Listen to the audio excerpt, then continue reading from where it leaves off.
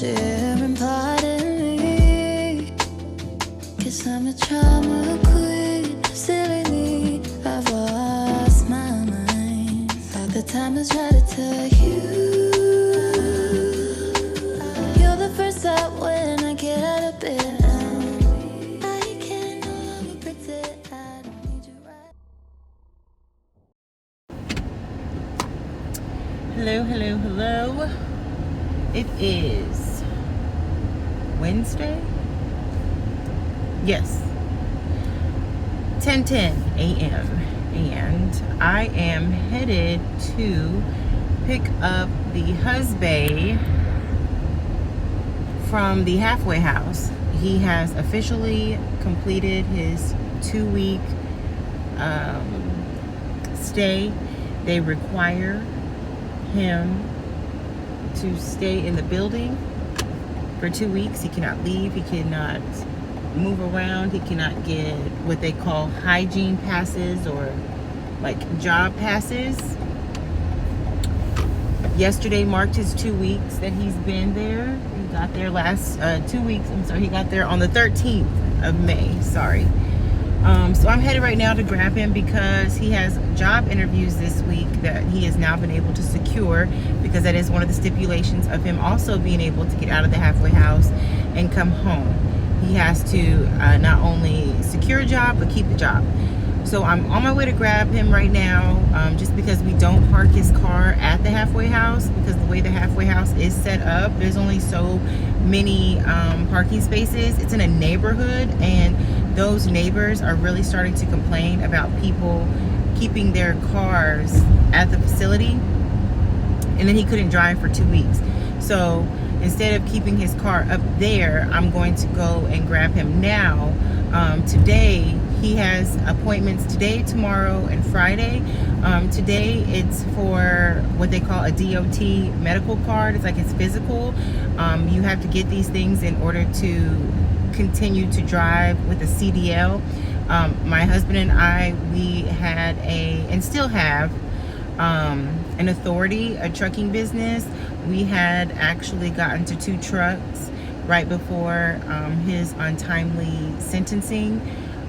So his medical card actually expired while he was in prison, and so in order for him to continue to drive, because they need to know that you are healthy, that you are in shape, that you don't have like, you know, sleep issues as far as like falling asleep behind the wheel uncontrollably, that you're not too overweight, that you can get in and out of the car and be mobile as much as possible. They have to know those things. So we have to go and get a medical card. I think you renew this every 2 years. So it's time for that. So that's where I'm headed to right now, after I go to Chick-fil-A. You guys, I am so tired. Oh my God, I'm so tired.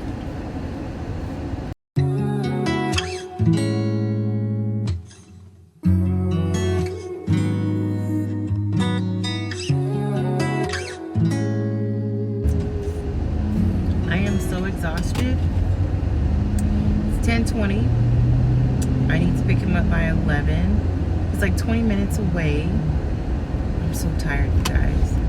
You guys, I have to start making a more conscious effort to not take on other people's issues, because I am a person who absorbs energy and of people that I care about, really, because, you know, whether it be like out of anger or sadness, even happiness. I mean, happiness is a good energy to absorb, but I'm speaking more on the energy that I absorb when, you know, they're sad, when they're distressed, and there's like nothing that you can do about it. There's nothing that you can say, or I mean, you know, you cannot fix it, and you really want them to feel better, and you want them to feel motivated, and you want them to feel happy.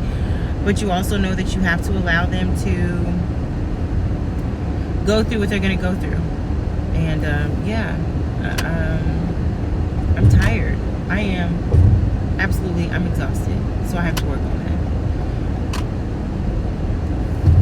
that. Also, because of the situation that I am in, and because my husband does not have an income right now, and our life has shifted so dramatically, so fast, people tend to think that it's easy to just like, you know, switch it on and be able to get back on your feet. It's not. It's not. I'm very, very, very, very good with money. I'm able to manage. I know how to like split things up when I'm only working with a little bit. But I'm tired. I feel my anxiousness. I'm still young and I have like high blood pressure, which is unfortunate. Yeah, and your girl is tired. I am. I don't really have friends, which is a personal choice for me, because I just did a lot of inventory, and I, you know, wrote down my requirements for friendship just based on the things that I provide. And she ain't got no friends, y'all. She ain't got no friends. I'm trying not to be too dramatic because people are probably looking at me while I'm talking to myself, but I ain't got no friends. So yeah. Just that on that. And before y'all ask, it probably is me. Shit. It probably is me, honestly.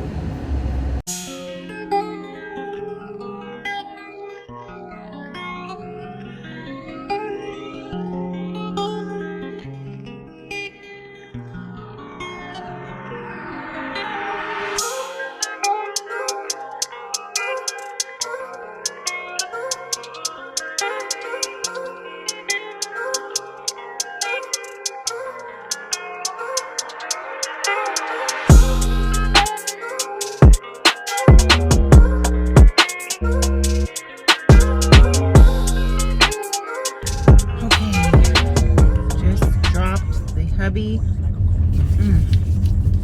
Back off. Sorry, y'all. Got some lotion on. Hair at home. You guys probably can't hear me, right? Okay, so we just finished running errand, doing his DOT physical, and then he had to go back. He only got like a 3-hour window to be able to do everything he needs to do today, and then we'll repeat the same thing tomorrow. He actually has another appointment that he has to go to that the halfway house is requiring, and then on Friday he will get to go to a job interview.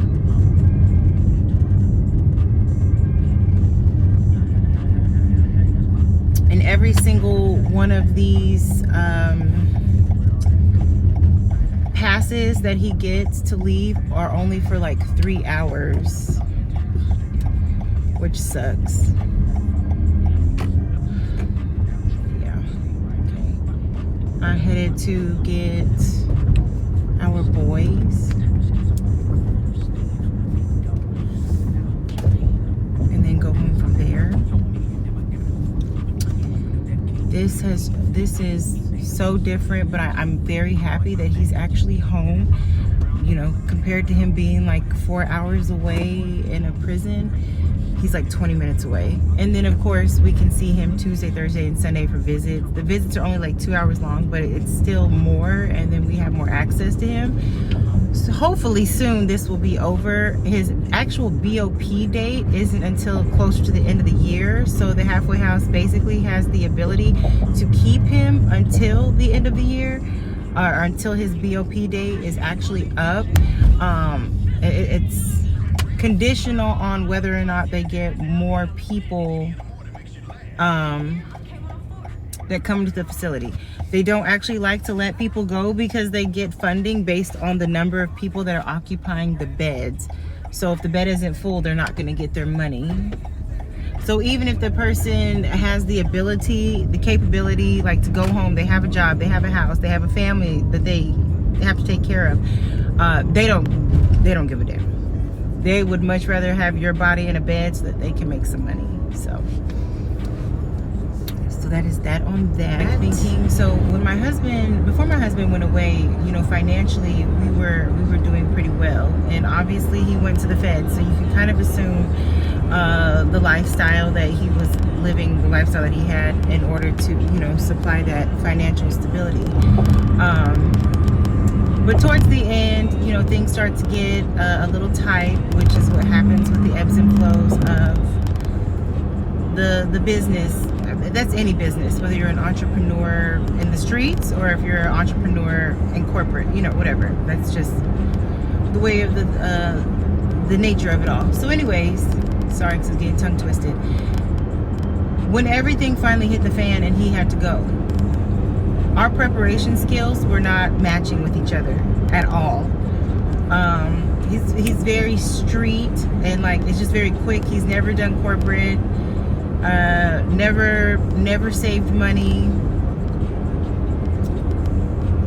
Just financially, we were on two different pages. And let me say this, like, marriage is hard for the obvious reasons, but also because you two are no longer individuals. You are an entity. You guys are one. And that's why people don't understand the difference between when you are just in a relationship and when you get married. Your autonomy goes out the window when you get married. Two become one. And so basically even down to your finances. And if you guys don't have the same financial I don't want to say upbringing, but the same financial goals, it becomes harder. I have learned just from going to different classes and going to different conventions that there is such a thing called financial trauma, and it happens to us more so as children, just based upon the way we were raised. If we come from backgrounds that are, you know, poorer, I don't want to say poor, but poorer, where you don't have the luxury or the ability to get the things that we're now like working hard as hell to give our kids, right? Or the things that, you know, other kids could have gotten when we were little. It develops a financial trauma in one of two ways. You become a person who, when they get money, they just spend it. There's no limit because they buy whatever it is that they need, they want, because they don't ever want to feel like that they can never afford the clothes and shoes and things of that nature again. Then on the other side of financial trauma, they're the ones who are frugal, that save, that make sure they like pinch every penny because they don't ever want to feel like they can never buy anything again. Like they don't want to feel poor. When you're dealing with two people on the opposite spectrum of that, it becomes traumatic, financial trauma. And that's what my husband and I were doing, because he was on one end and I was on the other end. I was on the end of like, we need to save, we need to budget. Okay, sorry, I got a phone call because I'm using my phone to record. Okay, so my husband and I are on two different, we're on the two different spectrums of that financial trauma. I wanted to save, I wanted to budget, and he saw that like, you're trying to control my money, you're trying to restrict me, and that didn't play well into his own personal trauma. So it was hard for us to come together and to actually come up with an idea. I was a stay-at-home mom. My income was no longer existent, obviously. And so as much as I tried to plan for it, because I had a lot of things that I want to do, I have a lot of ideas that I'm really anxious and ready to put into practice. When he left, not having that support there, it made it really hard, and it put just everything on pause, because I had to stop being a businesswoman, stop trying to push my goals and stuff further, and just be a mom and make sure that we can survive. And so now I'm just anxious. I'm anxious for him to come home for multiple reasons. A father is so important in the home, especially because he has nothing but boys and they need him. And you can definitely tell the difference between a boy who was raised strictly by their mother and a boy who has a present father. And so that's also important, but also too, because I really would like to get my ideas off the ground. Like, I know they're going to be great. And that's the good thing about me starting this with you guys too, is because now you guys can actually come with me and we can see together how things are done. I would like to like basically build it from the ground up with you all, and then, you know, we can all learn together how to get this stuff done, what we're supposed to do, how these things are supposed to go. So I look forward to that. But enough of me rambling. I'm about to go get my kids, and then we'll talk a little later.